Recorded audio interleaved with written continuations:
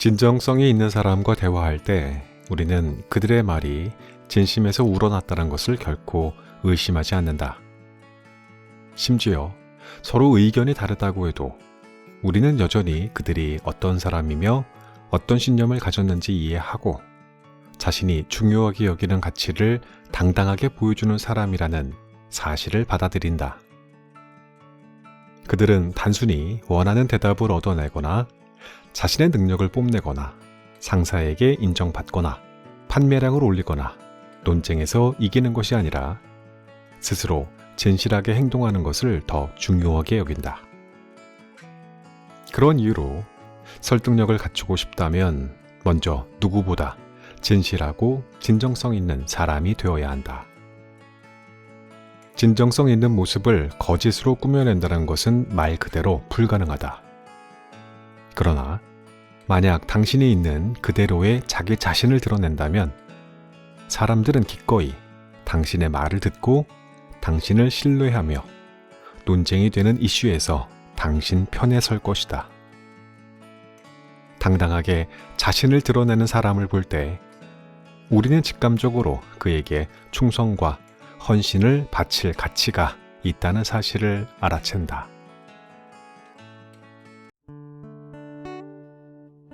책 읽는 자작나무.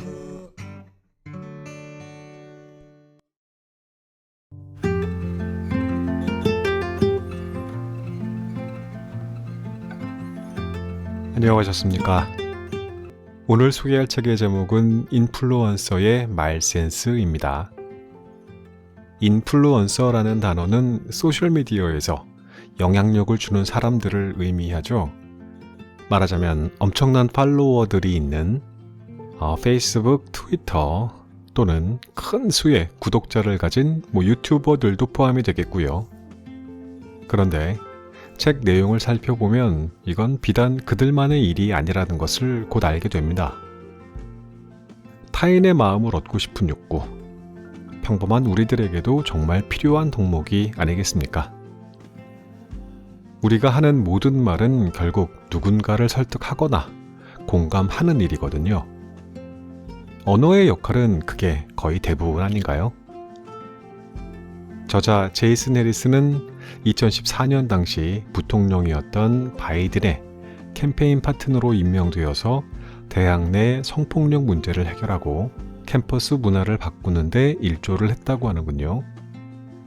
현재 에이전시의 CEO로서 최고의 사회적 영향력을 갖춘 리더 10인에 선정되었다고도 합니다. 요즘 우리 이런 말 잘하잖아요.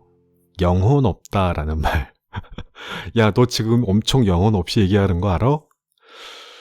저는 이 말을 듣거나 할 때마다 아주 감탄을 해요. 어쩌면 이렇게 절묘한 신조어가 만들어졌을까 싶은 거죠. 진정성이 없어 보일 때 쓰지 않나요, 이 말? 진정성이 동반되지 않은 관계는 결국 파국이 되어서 나와 상대방 모두를 고통스럽게 하곤 합니다. 타인의 마음을 얻기 위해서는 영혼 있는 설득이 필요하다는 것인데요. 자, 누군가 우리를 설득하려고 한다고 상상해 보십시오. 중요한 것은 상대방이 쓰는 단어나 문장일까요? 아니면 실제로 그가 어떤 사람인지의 여부일까요? 그 사람이 어떤 사람인지의 여부가 사실은 본질이죠. 우리가 궁금한 건 그거예요. 과연 이 사람이 나를 이용해 먹으려고 이러나? 혹은 나를 진심으로 도와주고 싶어서 이런 말을 하나? 그런데 아이러니하게도 내가 어떤 사람인지를 알려주기 위해서는 결국 내가 어떤 말을 사용하느냐, 어떻게 표현하느냐 밖에는 딱히 다른 방법이 없다는 겁니다. 그래서 올바른 말의 기술과 이에 따른 훈련이 필요하다고 작가는 말하고 있습니다. 여기에서 작가는 진정성 있는 대화와 설득은 크게 4가지로 정의할 수 있다고 하는데요. 그 전에 미리 말씀드려야 할 게 있는데 저는 이 책을 아직 끝까지 읽지 못했어요. 작가가 말하는 4가지의 덕목인 진정성, 관대함, 공감, 영혼 중에서 첫 번째, 진정성에서 막혀서 진도를 나가지 못하고 있거든요. 계속 그 챕터 안에서만 뱅뱅 돌고 있습니다. 그럼에도 뭔가 여러분들과 나누고 싶은 이슈가 생겨서 급히 녹음을 하기로 결정을 한 거죠. 두어 번 읽으면서 저는 계속 고개를 좌우로 흔들흔들 했어요. 끄덕끄덕 아니고요. 흔들흔들. 저자는 이렇게 말을 합니다. 첫째, 진정성이 있어야 한다. 이게 이거잖아요. 거짓말을 하지 말아라. 알죠. 거짓말이 좋을 리가 있나요? 그런데 작가는 그것이 선의의 거짓말이라고 하더라도 하지 말라는 거거든요. 여기에서 뭔가가 턱 하고 걸렸습니다. 오랜 시간을 서비스업에 종사하고 있는 저로서는 공감하기가 좀 어려웠어요. 그런데 이거는 생각해보면 어떤 직업이냐와는 사실 무관해요. 사회생활을 하고 어울려 살고 있는 우리들에게 화이트 라이스, 즉 선의의 거짓말은 예의를 위해서라도 필요한 덕목이라고 배우지 않았던가요, 우리? 저는 그랬거든요. 필요했습니다. 어떤 모종의 어색한 상황을 부드럽게 만들고 싶어서도 그랬고, 나를 조금 돋보이게 하고 싶어서도 그랬고, 불편한 진실을 알았을 때 상대가 받을 상처를 걱정해서도 그랬습니다. 이 모든 바탕은 그야말로 선의가 깔려 있었던 것인데, 작가는 그렇게 해서는 상대의 마음을 얻을 수 없다고 하는 거예요.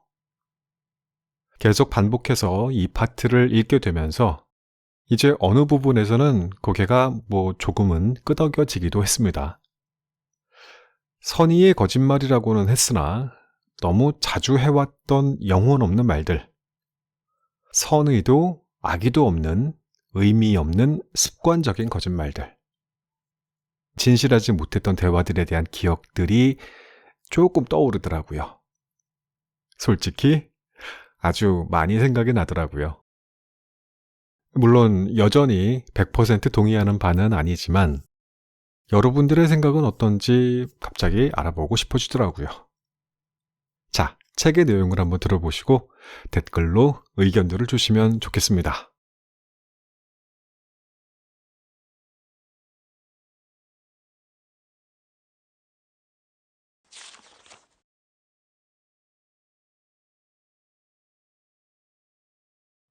네 가지 원칙. 인플루언서의 성향은 크게 네 가지로 분류할 수 있다. 첫째, 인플루언서는 진정성을 갖췄다. 이런 사람과 대화를 할 때 상대방은 그들이 아첨하기 위해 지어내거나 그럴듯하게 포장하는 말 대신 진실하고 정직한 이야기를 하고 있다는 걸 느낀다. 이런 본질을 가진 사람은 자기 자신을 깊이 이해하고 그러한 이해를 바탕으로 움직이며 늘 멀리 내다보고 자신과의 단단한 약속을 쌓아 나간다. 그들은 결코 단기적인 이득에 눈이 멀어 움직이지 않는다. 둘째, 인플루언서는 관대함을 보인다. 그들은 보답을 바라지 않고 일상적으로 무언가를 베푼다. 단순히 돈이나 물건을 말하는 것이 아니다. 그들은 언제나 조언과 기회, 추천을 제공하고 긍정적인 분위기를 만든다. 하지만 그 행동에서는 결코 이기적인 꿍꿍이를 찾아볼 수가 없다. 셋째, 인플루언서는 공감에 능하다. 그들은 다른 사람의 상황에 자연스러운 관심을 갖고 과거 일에 대한 가볍고 사소한 대화를 상대방의 진짜 관심사에 대한 적극적인 대화로 발전시켜 나간다. 이런 사람들은 협력에 능하고 동료들 사이의 차이점이 아니라 공통된 인간성을 강조하는 성향을 지니고 있다. 넷째, 인플루언서는 영혼이 있다. 그들은 스스로 정한 윤리적, 개인적 원칙을 지키고 항상 더 나은 사람이 되기 위해 노력하며 다른 사람들이 한계를 뛰어넘을 수 있도록 동기를 부여한다. 주변 사람들에게 영감의 원천 역할을 하고 그 결과 자연스럽게 영향력의 기반이 되는 개인적인 권위를 갖게 된다. 이 책에서는 4가지 큰 원칙을 바탕으로 세분화된 11가지 구체적인 습관에 초점을 맞추면서 이러한 습관들이 어떻게 말센스를 끌어올리는지, 그리고 이러한 자질을 개발하고 강화하기 위해 우리 각자가 기울여야 할 노력은 무엇인지 자세히 살펴볼 것이다.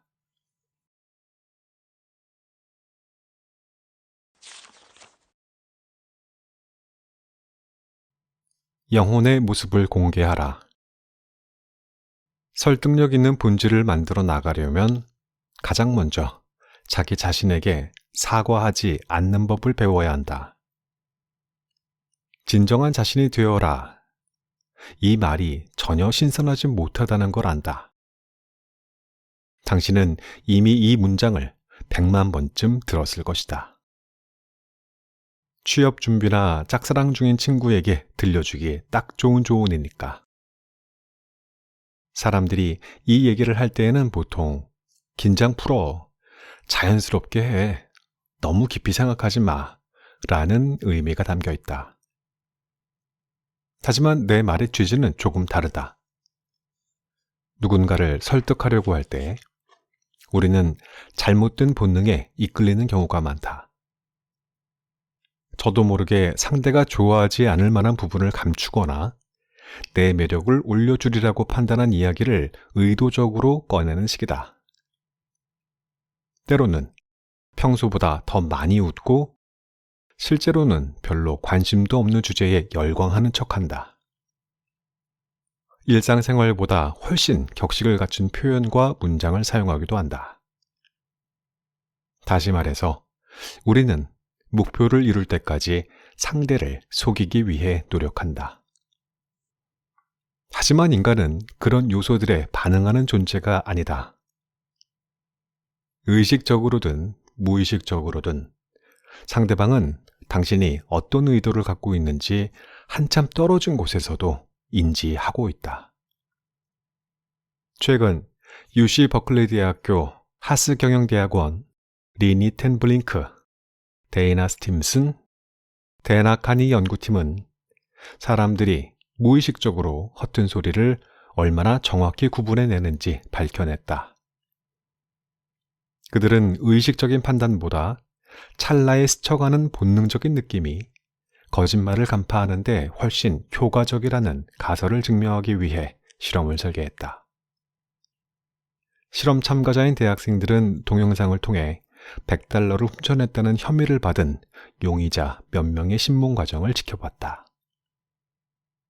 실제 범인은 그중 몇 명뿐이었지만 모든 용의자들은 기본적으로 혐의를 부인하도록 지시받은 상태였다. 실제로 돈을 훔친 사람도 영상 속에서는 아니라고 주장하는 것이다. 놀랍게도 학생들에게 어떤 용의자가 거짓말을 하고 있는지 의식적으로 판단해달라고 요청했을 때에는 답변의 정확도가 그다지 높지 않았다. 실제 정답률은 약 54%였는데 이는 아무 근거 없이 무작위로 찍은 것보다 아주 약간 나은 수준에 불과했다. 더욱 놀라운 것은 그 다음에 나온 결과였다. 학생들에게 범인으로 보이는 사람을 직감적으로 골라달라고 요청하자 거짓말쟁이를 속아내는 비율이 눈에 띄게 올라갔다. 보다 구체적으로 설명하자면 참가자들이 거짓말 진술이 담긴 영상을 떠올리고 있을 때에는 반사적인 내면 반응을 측정하는 실험 후 테스트에서 정직, 진실함 같은 단어보다 부정직, 거짓말, 기만과 같은 단어에 더 빨리 반응했다. 반면 진실을 말하는 용의자의 영상을 떠올리라고 요청받은 경우에는 정확히 그 반대 결과가 나왔다. 다시 말해서 블링크와 스팀슨, 카니의 연구는 1초도 안 되는 순간에 찾아오는 본능적 판단이 거짓말을 감지하는 데 상당히 유용한 역할을 할 수 있다는 사실을 보여주었다. 심지어 그 정확도는 진실을 판단하려는 의식적인 노력보다 훨씬 훌륭했다. 상대의 호감을 사기 위해 이야기에 하얀 거짓말을 살짝 섞는 행동이 오히려 그의 거짓말 경보에 의식조차 못한 빨간 불을 켤 가능성이 크다는 뜻이다. 당신이 어떤 거짓말을 했는지까지는 모른다 해도 상대는 당신이 뭔가를 숨겼다는 사실을 은연중에 알아챌 것이다. 그리고 일단 거짓의 냄새를 풍기는 순간 사람들이 의심하려고 애쓰는 수많은 영업사원과 같은 수준으로 추락할 수밖에 없다. 인간의 본능에 내장된 거짓말 경보를 피해가는 방법에는 크게 두 가지가 있다. 첫 번째 방법은 완벽한 거짓말을 익히는 것이다. 쉬운 일은 아니지만 분명히 누군가는 해내는 일이다.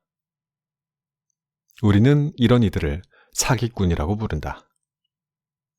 만약 당신이 이쪽 길을 원한다면 안타깝지만 나는 도움을 줄 수 없을 것 같다. 세상에는 사기 비법을 알려주는 책들이 있지만 이 책은 그런 책이 아니다. 두 번째 방법은 밤에 두 발 뻗고 자고 싶은 이들을 위한 길이다. 사람들이 당신을 좋아하도록 만들려는 노력을 멈추고 있는 그대로의 자기 자신을 찾아 나아가라. 조금 다른 말로 표현하자면 대중들이 원하는 음악을 만들기 위해 기존 공식에 집착하던 데이비드 로버트의 실수를 되풀이하지 말라. 사회적인 기준에서 다소 벗어난다 하더라도 가장 이상하고 솔직하고 환상적인 자신을 끌어내라. 이쯤에서 개인적인 경험담을 하나 더 공유하고 싶다. 나는 몇 년 동안 와인을 좋아하는 척했다. 와이너리로 유명한 나파밸리에는 못해도 수십 번쯤 방문했을 것이다. 그곳에 가면 늘 정해진 규칙을 열심히 따랐다. 와인을 입에 머금고 굴린 뒤 뱉어내거나 잔을 불빛에 비춰가며 빙글빙글 돌렸다. 무슨 뜻인지도 정확히 모르면서 상태가 좋네요, 풀바디로 주세요 같은 말들을 해댔다. 특정 지역과 포도 품종, 와인과 잘 어울리는 음식 목록을 외우기도 했다. 그때 나는 자신이 꽤 멋진 사람이라고 생각했다. 나는 스스로 이런 상황을 즐긴다고 생각했지만 실제로는 전혀 아니었다. 나는 와인이 싫다. 너무 시큼하다. 치아를 거무튀튀한 보라색으로 물들이는 것도 거슬린다. 마시면 어쩐지 나른하고 온몸에 힘이 빠진다. 평소에 나는 아주 활기찬 성격에 가깝고 차라리 메스칼이나 보드카 칵테일이 낫다. 그런 술이라면 일주일 중 어느 날이라도 환영이다.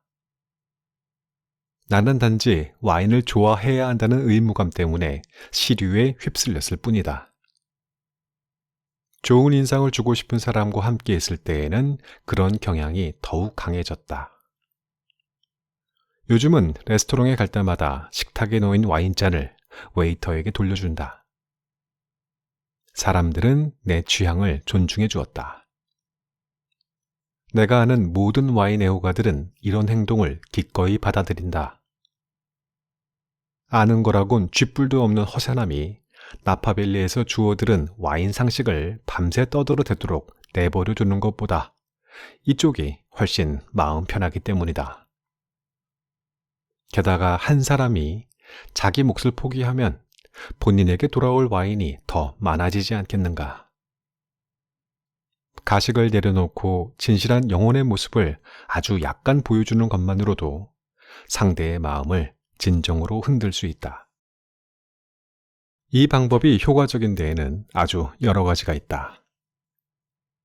첫째, 인간은 원래 자신만의 취향과 선호도에 집착하는 대상을 가진 존재이며 이렇게 자연스러운 모습을 이해하고 인정하는 것은 충분히 가능한 일이기 때문이다. 상대의 취향에 완전히 공감해야만 그를 이해할 수 있는 것은 아니다. 실제로 다양성은 인류가 지닌 단 하나의 공통점이다. 여기에 더해 진정한 자신을 드러냄으로써 당신은 상대의 기억에 각인될 수 있다.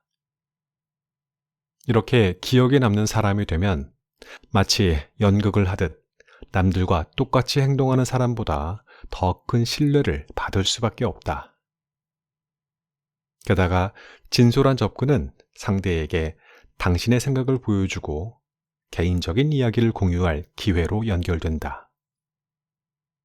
당신이 독특한 모습을 터놓고 보여주면 상대는 신뢰받고 존중받고 환영받는다는 느낌을 받을 것이다. 당신 또한 그들이 털어놓는 자신만의 특이한 취향이나 강박을 기꺼이 들어줄 기회를 얻을 수 있다. 이러한 이유로 당신의 가장 이상한 모습은 오히려 당신에게 득이 된다. 하지만 여기에는 굉장히 까다로운 조건이 따라붙는다.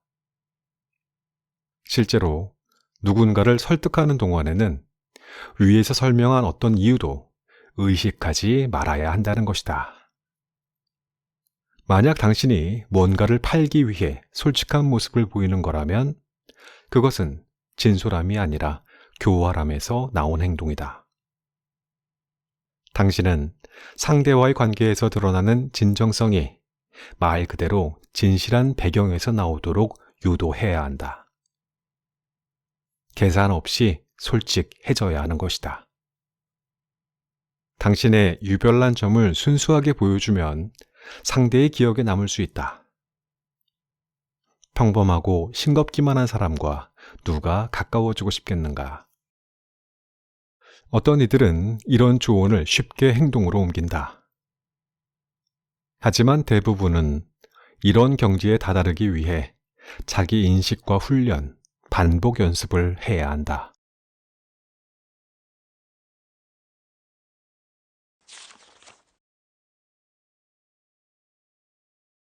진정성 있는 관계를 맺는 법. 어떻게 하면 지금보다 더 진실한 사람이 될 수 있을까?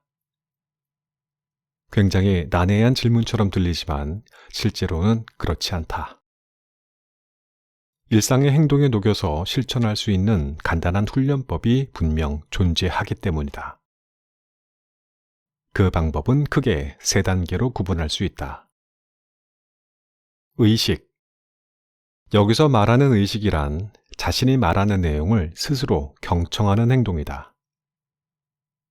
일단 본인이 다른 사람들과 하는 모든 상호작용에 평소보다 주의를 기울이는 데에서 시작하자.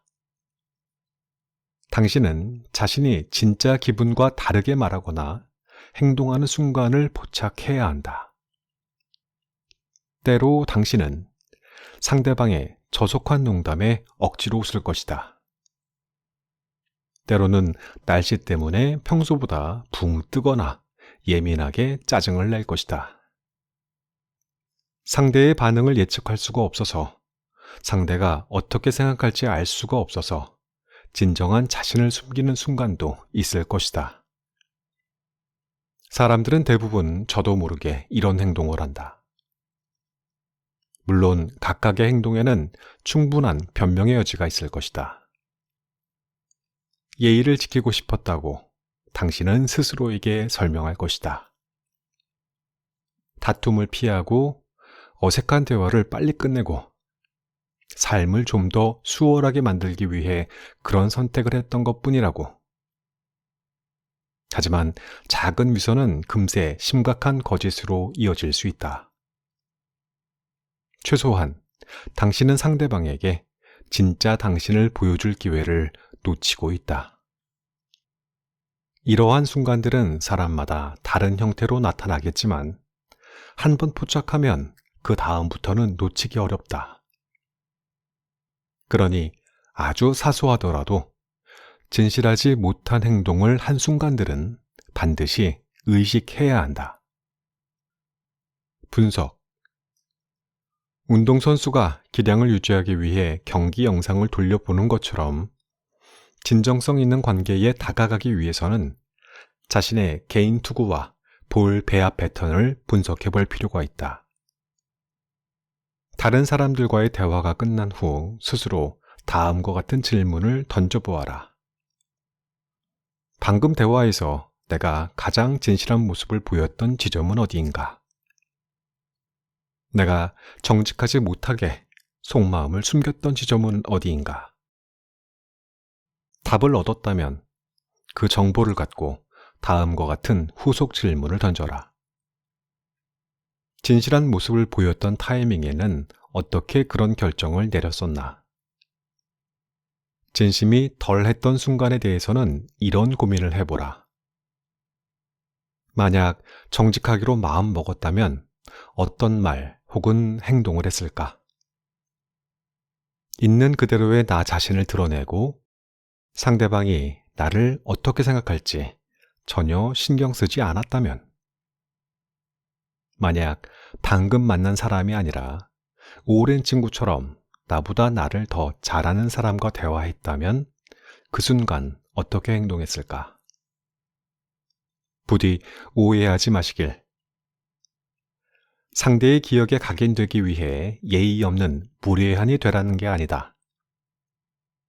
만약 위 질문 중 어느 하나에라도 입 닥쳐, 나는 그딴 이야기 관심 없어 같은 대답이 나왔다면 당신은 요점을 놓치고 있는 것이다.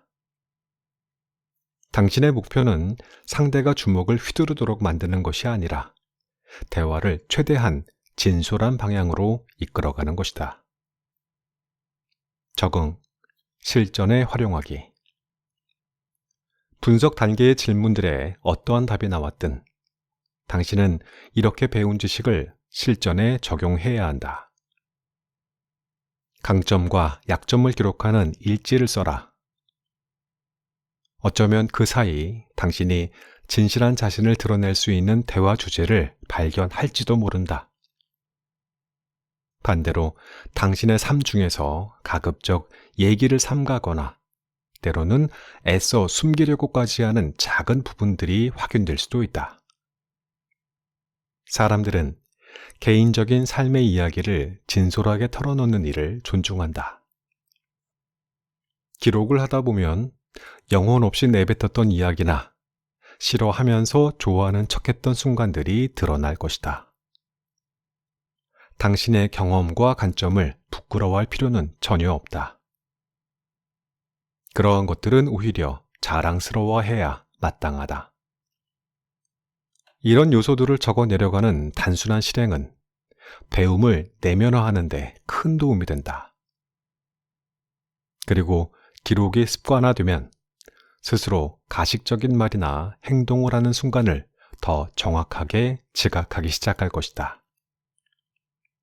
시간이 흐르면 진실하지 못한 말이 입 밖으로 나가기 전에 붙잡는 능력이 생길 것이고, 결국은 자동적으로 진정성 있는 대화를 이끌어갈 수 있을 것이다.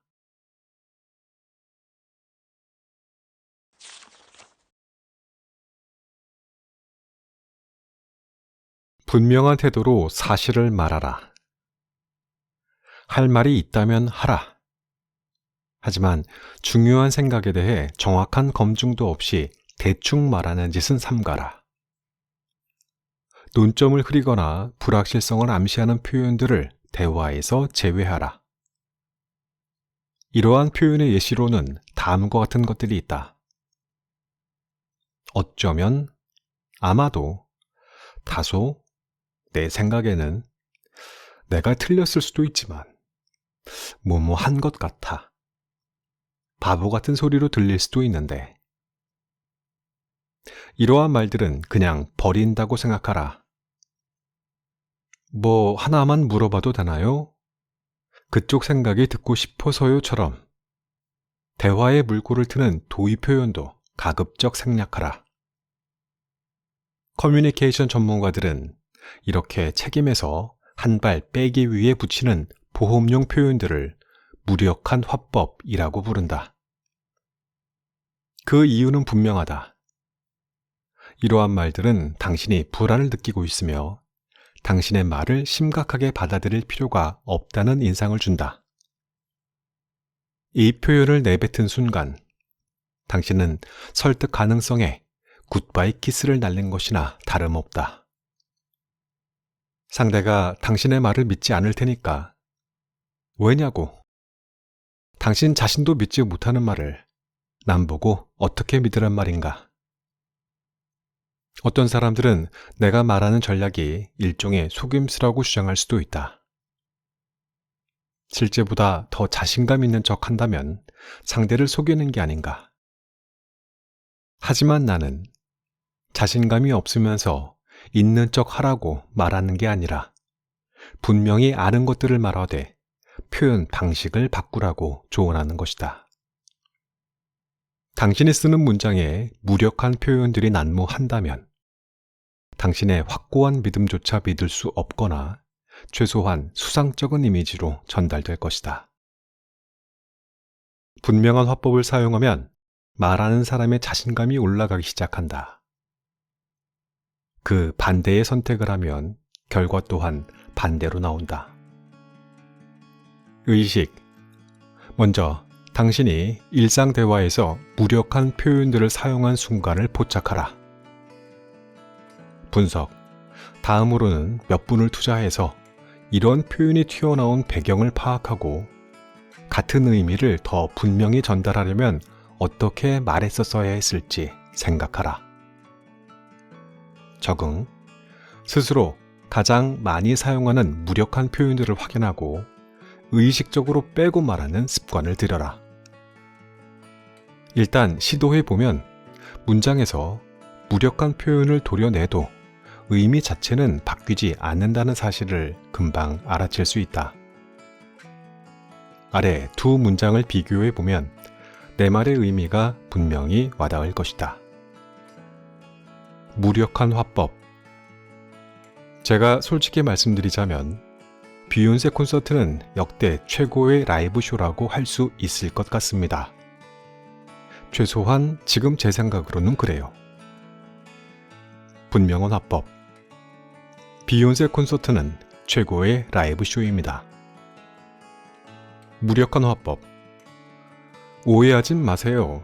저는 그 작가에 대해 아무런 악의도 없어요. 하지만 그 사람의 책은 제게 개인적으로 인상적이지는 않았습니다. 분명한 화법. 저는 그 저자의 책을 좋아하지 않습니다. 상대방은 당신이 솔직하다는 것을 재차 확인받을 필요가 없다. 굳이 제 생각이라는 표현을 쓰지 않아도 상대는 말하는 사람이 당신임을 이미 알고 있고 당신 입에서 나오는 말이 당신의 생각이라는 사실도 잘 알고 있다. 그럼 그게 당신 생각이지 누구 생각이겠는가? 나는 사람들이 분명한 표현을 쓰려고 노력할 때 실제와 생각하는 방식까지 변화한다는 사실을 발견했다. 보험용 단어들을 앞세워 발을 빼는 언어 습관을 고치면 보다 명확한 생각과 자신감 있는 대화가 가능해질 것이다.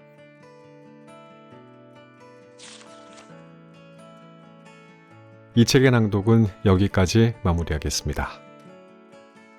지금까지 읽어드린 챕터의 글에 공감하셨습니까? 어떠셨나요? 이 책에는 이보다 훨씬 더 많은 말의 센스에 대한 기술이 담겨져 있는데 일단 오늘은 그냥 우리 이 이슈만 이야기를 해보죠. 나무님들께 질문 드리겠습니다. 나에게 사랑하는 사람이 있습니다. 이 사람과 아주 오랜 시간 동안 사랑과 우정을 나누고 싶습니다. 때로는 선의의 거짓말, 과연 필요합니까?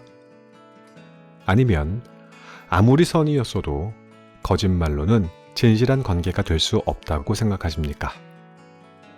댓글로 자유롭게 의견 남겨주십시오.